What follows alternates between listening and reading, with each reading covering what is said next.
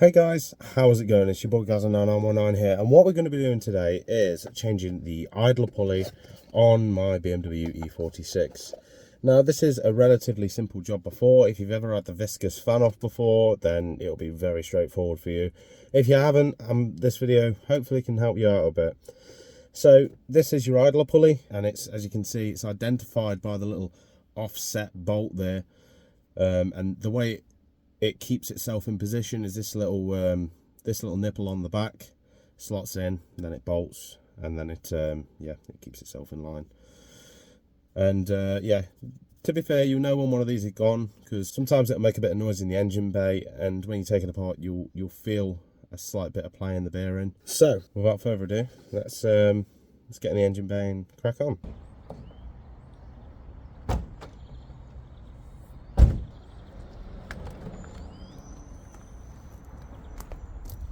Okay, so the first thing we're going to do is remove these 3 studs. Then we push in where the airbox is to remove that pipe, and we can remove this trim. And the next job is releasing this shroud. Now there's a Torx bit here and just a simple plastic pushing bit here, and then you've got this that just comes out over here. This connector here, which will just pop out, just move that to one side. This Torx is a T27.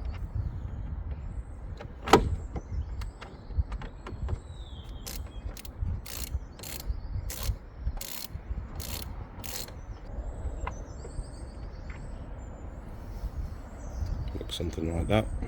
And you just want a flat head or something to try and pry out this with a clip if you haven't got a trim tool.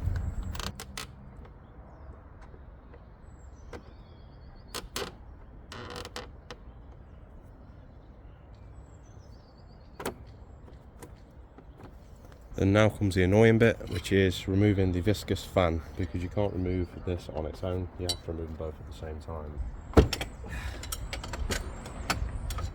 Something to bear in mind when doing this is it is cross-threaded, so you do sort of rotate it as if you're going to tighten it, and that will loosen it. It's a bit of a head wreck, but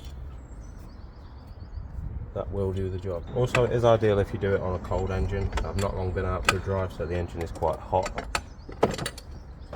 There we go, you'll feel the fan drop. When that drops, you can take it all out.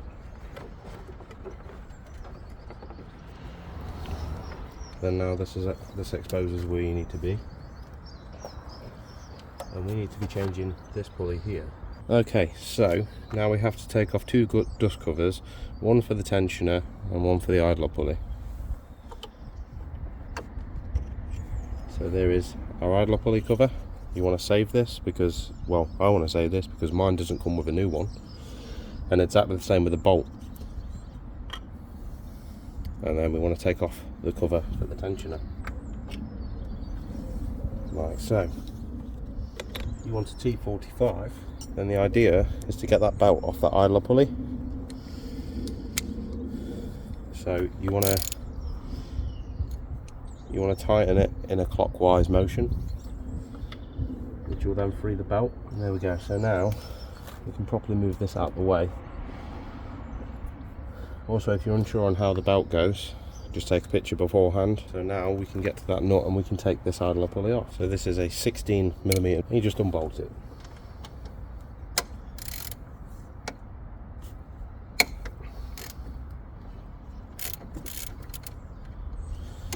As soon as you get the first few threads out, you can just unbolt it with your fingers. Again, this is why it's nicer to work on a cold engine and not a roasting hot one like me, so you don't end up burning yourself.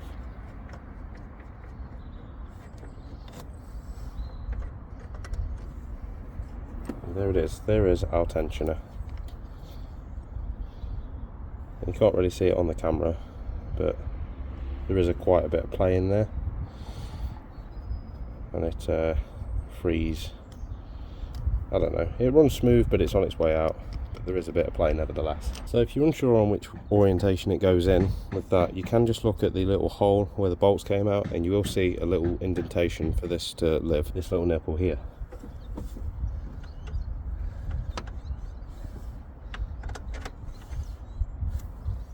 and plus if you try and rotate it, you'll feel that you can't really move it. So that'll be another indication that you've located it nicely.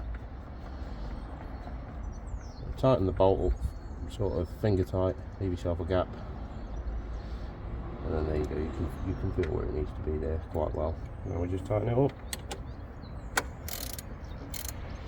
Now people do go off torque specs, and that's fine, but personally I just sort of don't go swinging off it. Just until it starts to give me a good bit of resistance, then I'll stop. You know, the proper way is you really want to torque it up, but it's not the be all and end all if you don't. Also, anybody from the channel will know as well, I've already changed my tensioners. Really, you should be doing all this at once. Should change AC tensioner, alternator belt tensioner, and the idler pulley all at the same time. But when you're on a budget, there's only so much you can do. Really, you should do the water pump as well. I have a water pump, but I haven't got the coolant at the minute. I'm waiting until the next paycheck before I can buy some more coolant and do that at the same time. So for now, we're just doing this idler belt. I'm going to put it back together. Could argue it's a waste of time, but we're just chipping away at it bit by bit at the end of the day.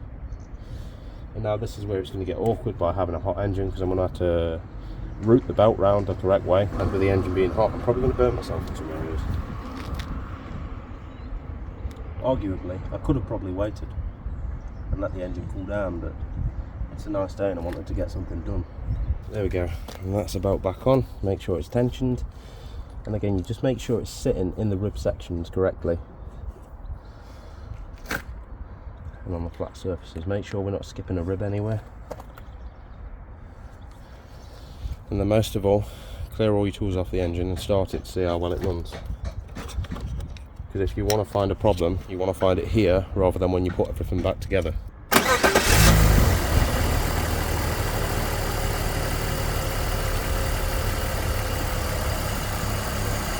And as we can see, everything's running fine. There's no sort of jerking of the belt. Now little idler pulley's hanging on there nicely and spinning nice and free.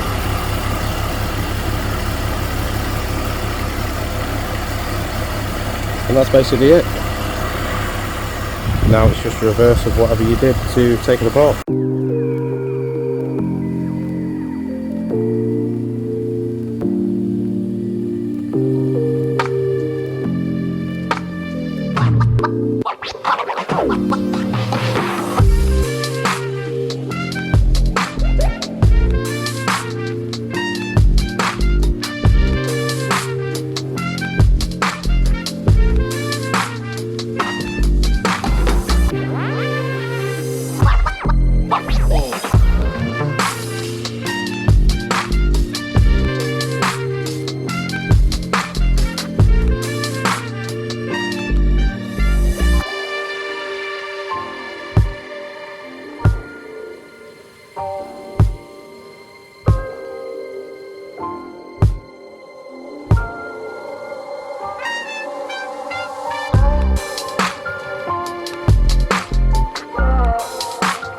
Right then guys, so that is it.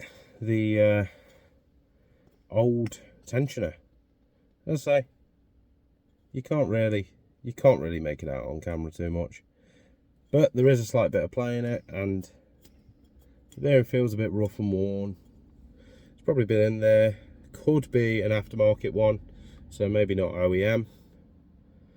But nevertheless, it's always nice to change pulleys like these and just know that you've changed them, because when they go, they can strip belts. Sometimes they'll go quickly, sometimes they'll go slowly and take the time. You know, as I say, the main indications of when they're about to go is, well, you'll have play in them when they're starting to go. They'll start to make noises, so sort of a grinding noise, if you will. And yeah, you just be able to feel in general like they're not meant to have any play in them. They're meant to be quite smooth, quite well greased, and yeah, you sort of get a feel for it. But you know, as I said, even if you've changed it and it's not too bad, it's just you haven't got to worry about it for at least a good couple of years. And it's always nice to keep on top of it, and especially with how BMWs are with maintenance. it can't hurt to just do it. It's always that gamble with the 20-year-old car. Is the part 20 years old, or is it maybe 4 or 5 years old, or is it 2 years old? And like, again, if you do it yourself, you know where you're at with the car, especially if you're planning on keeping it. So yeah, that's another thing off the list. So that is it for this video. If you did enjoy it, please don't forget to like, subscribe, and maybe even hit that bell icon for notifications on future uploads. But until the next time, peace.